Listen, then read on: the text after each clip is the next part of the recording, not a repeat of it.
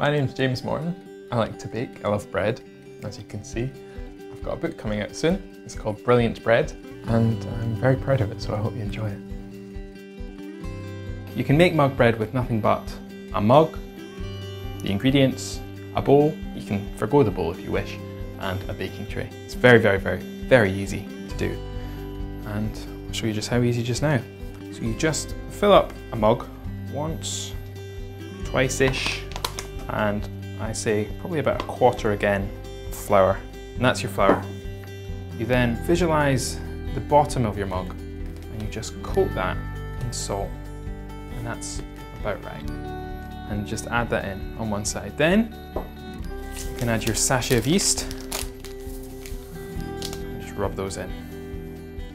Finally, you can fill up one mug with water and pour that in. And that should be the perfect quantities for a simple white loaf. Just use your hands to mix it all together. No need for any fancy implements.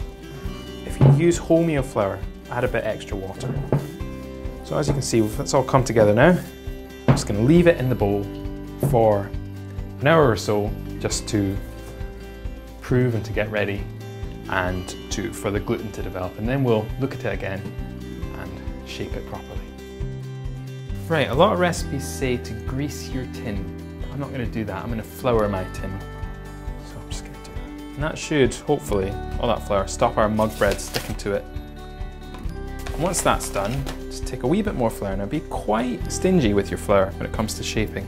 And then take your proven mug bread dough, try and remove it from your bowl. I always find it helps to go around the edge first, and then you can reach underneath, stretch it all out and onto the surface. And then if you're quick, if you fold it all up, gather it all into one coherent piece of dough, then it doesn't get a chance to stick. To shape into a simple ball of dough, you just need to take the side of your dough and stretch it, fold it over into the middle. Take the side of your dough, stretch it and fold it over to the middle, working all the way around several times. As you do it, you'll find it gets harder and harder to do, and it's getting tighter and tighter, the surface of the dough. And then once it's got so tight that you're not making any difference anymore, turn it over.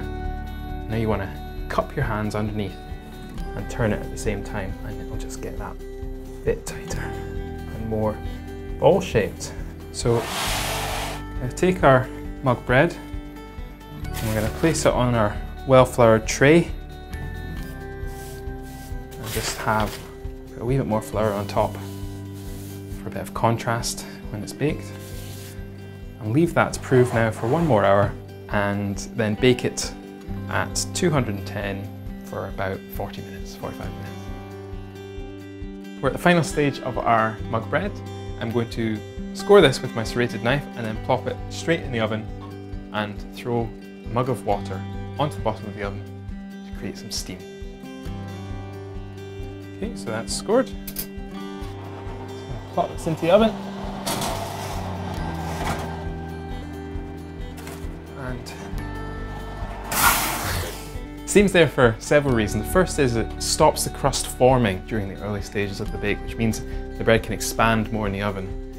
The other reason the steam is there is it helps the sugars which are formed on the crust of the loaf during the proof, helps them caramelize into a more crispy and golden crust in the end. There we are. That's what we're after.